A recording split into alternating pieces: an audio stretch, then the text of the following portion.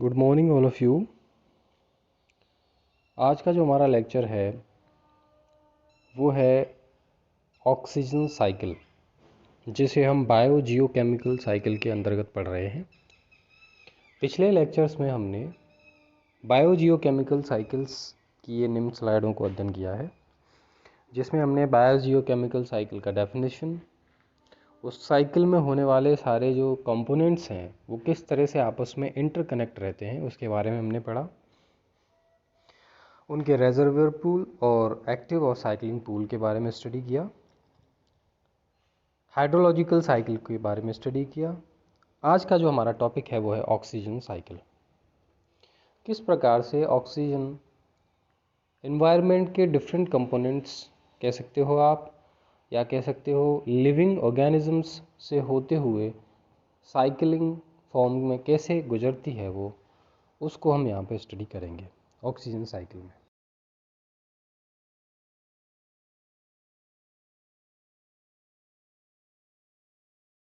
पारिस्थितिक विज्ञ इसके चक्र में रुचि रखता है। ऑक्सीजन चक्र अत्यंत जटिल है क्योंकि यह अन्य तत्वों के रूप में भी चक्रण दर्शाता है। ये रूप जैसे कि हम कह सकते हैं CO2, H2O, उनमें भी ऑक्सीजन पाई जाती है। तो ऐसा माना जाता है कि पृथ्वी पर जीवन के प्रारंभ से पहले पृथ्वी के वातावरण में मुक्त ऑक्सीजन गैस नहीं थी। पहले हम पढ़ते हैं एवोल्यूशन, आप पढ़ोगे तो उसमें हमने ये देखा है कि जब पृथ्वी का धीरे धीरे उद्विकास हुआ तो पहले पृथ्वी पर मुक्त रूप से ऑक्सीजन नहीं पाई जाती थी, तो पृथ्वी पर जीवन नहीं था। लेकिन सबसे पहले ब्लू ग्रीन एल्गी या साइनोबैक्टीरिया के आने से फोटोसिंथेसिस की प्रक्रिया शुरू हुई और उन्होंने ऑक्सीजन को एनवायरनमेंट में मुक्त करना प्रारंभ कर दिया। इस तरह हम कह सकते हैं कि ऑक्सीजन का सबसे पहले एवोल्यूशन हुआ वो साइनोबैक्टीरिया के टाइम हुआ, क्योंकि फोटोसिंथेटिक ऑर्गेनिज्म सबसे पहले वही थे। धीरे धीरे एनवायरनमेंट में फ्री ऑक्सीजन आने से दूसरे लाइफ आने लग गए, लिविंग ऑर्गेनिज्म का विकास होने लग गया और जो एनवायरनमेंट था वो ऑक्सीडाइजिंग एनवायरनमेंट में कन्वर्ट हो गया। बहुत सारे चेंजेस होने लग गए उसमें।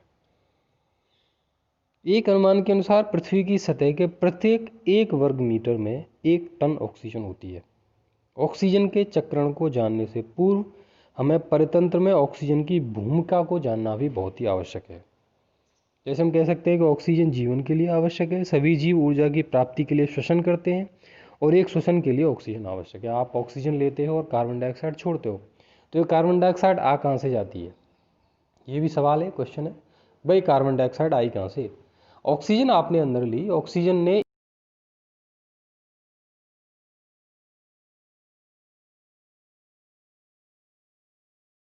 उस ऑक्सीजन के द्वारा ब्रेक डाउन किया गया और कार्बन डाइऑक्साइड का प्रोडक्शन किया गया।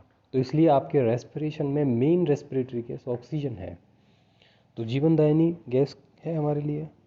ऑक्सीजन रासायनिक दृष्टि से एक अत्यंत सक्रिय है तथा अनेक प्रकार के तत्वों से मिलकर ये यौगिक बनाती है। जीवों में मिलने वाले 70% अणुओं में ऑक्सीजन पाई जाती है। प्रोटीन, कार्बोहाइड्रेट, फैट्स इन सभी के उदाहरण हैं। वायुमंडल की बात करें तो ओजोन के रूप में ये एक हानिकारक परावैंगनी विकिरणों से हमारे जीवों की रक्षा करती है। वायुमंडल में O3 या ओजोन की फॉर्म में भी पाई जाती है। इस तरह से ऑक्सीजन हम देख सकते हैं कि बहुत ही इंपॉर्टेंट है। इन्वायरमेंट में फोटोसिंथेसिस की प्रोसेस के थ्रू प्लांट के द्वारा इसे मुक्त किया जाता है, जहाँ पे CO2 और H2O के मिलने से ग्लूकोज बनता है और साथ में ऑक्सीजन इमिट होती है। यहाँ पे एक देखें आप, एक साइकिल की फॉर्म में एक डायग्राम दिखाया गया है, जिसमें ज़मीन में कार्बोनेट्स, बाइकार्बोनेट, खनिज हैं, इनसे कार्बन डाइऑक्साइड बनेगी, इन्वायरमेंट में भी पाई जाएगी। वो इन्वायरमेंट में बनी कार्बन डाइऑक्साइड जो प्लांट्स होंगे वो फोटोसिंथेसिस से उपयोग में लाएंगे। उपयोग में लाने के बाद वो ऑक्सीजन मुक्त करेंगे। यहाँ पे ये ऑक्सीजन है और ये ऑक्सीजन जंतुओं के शरीर में जाएगी, जंतुओं के शरीर में जहाँ पे ये श्वसन के रूप में उपयोग में लाई जाएगी और वहाँ से CO2 के रूप में पुनः मुक्त कर दी जाएगी। इस तरह से एक चक्रण यहाँ पे सामान्य रूप में दिखाया गया है। दूसरी फॉर्म में यहाँ पे देखते हैं, ये डायग्राम आपके सामने दिखाया गया है।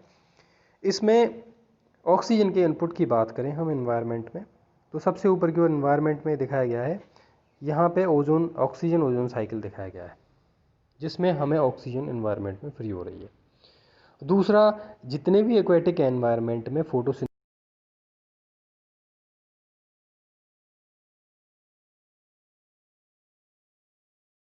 वो फोटोसिंथेसिस के थ्रू ऑक्सीजन को एनवायरनमेंट में फ्री करते हैं। ठीक है, ये सारे जो रीजन्स मैंने बताए हैं वो ऑक्सीजन इनपुट के माध्यम है। ये इस ऑक्सीजन को सभी एनिमल्स अपने रेस्पिरेशन के द्वारा अंदर लेते हैं और बदले में CO2 को फ्री करते हैं। इस तरह ये एक पूरा साइकिल चलता रहता है। इसे ही हम ऑक्सीजन साइकिल कहते हैं। ये भी जैव भू रासायनिक चक्र या बायोजियोकेमिकल साइकिल के अंतर्गत आता है।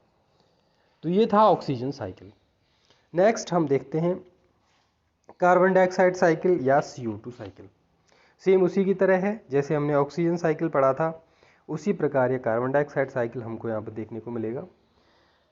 क्योंकि कार्बन डाइऑक्साइड गैस जो है, कार्बन डाइऑक्साइड और कार्बन साइकिल को अलग अलग करके नहीं देख सकते हम, क्योंकि दोनों अभिन्न रूप से एक दूसरे से जुड़े हैं।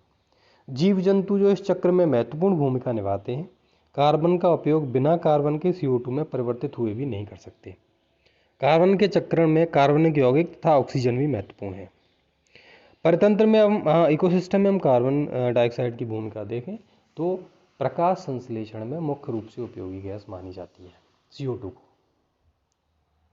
इसके चक्रण का ये एक डायग्राम मैं आपके सामने शेयर कर रहा हूँ, इसे दिखा रहा हूँ मैं। इसे देख सकते हैं आप। यहाँ पे ये प्लांट्स हैं। प्लांट्स रेस्पिरेशन के थ्रू, देखिए आप, ये वाली प्रोसेस रेस्पिरेशन के थ्रू एनवायरनमेंट में क्या छोड़ेंगे, CO2 उत्पन्न करेंगे। इस CO2 को आगे जाके एटमॉस्फेरिक CO2 है, ये एटमॉस्फेरिक CO2 एनिमल्स के द्वारा भी एनवायरनमेंट में छोड़ी जाएगी।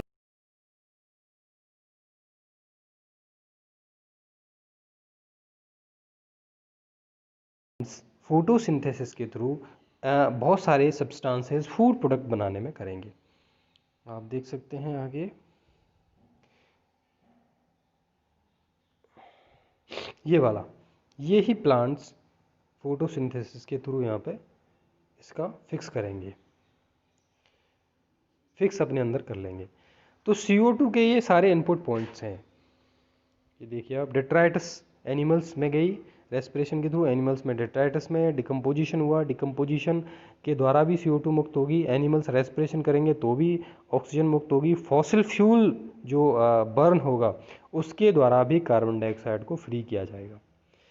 रूट रेस्पिरेशन के द्वारा भी CO2 इसमें आएगी। तो इतनी सारी सोर्सेज से दोबारा से CO2 एनवायरनमेंट में आ जाएगी, और एनवायरनमेंट में आई हुई CO2 को फोटोसिंथेसिस के द्वारा दोबारा से एनिमल्स में भेजने का काम प्लांट्स का होता है। प्लांट्स उस कार्बन डाइऑक्साइड को फिक्स करके फूड सब्सटेंसेस में फिक्स करके दोबारा से उसे प्लांट एनिमल्स के लिए भेज देते हैं। इस तरह से एक अनवरत साइकिल चलता रहता है, जिसमें प्लांट की बहुत ही महत्वपूर्ण भूमिका होती है। वर्तमान में हम बहुत सारी ऐसी परिस्थितियां देख रहे हैं जिसमें मानव ने वातावरण को इस प्रकार से दूषित कर दिया है, पेड़ों को अत्यधिक कटाई होने से ऑक्सीजन और कार्बन डाइऑक्साइड और विभिन्न गैसों का जो अनुपातिक, जो हम कह सकते हैं संगठन होता है, वो गड़बड़ा गया है, जिससे कि वातावरण में प्रदूषण की स्थिति हमको दिखाई पड़ रही है। ये सारे चक्र आपस में गड़बड़ा गए हैं। तो बायोजियोकेमिकल साइकिल सीधे सीधे एनवायरनमेंट बैलेंस को भी दर्शाते हैं। अगर इन बायोजियोकेमिकल साइकिल्स पूर्ण रूप से पूरे नहीं हो रहे हैं, कोई भी कंपोनेंट की कमी है, तो वातावरण में कहीं ना कहीं कोई बड़ी हानि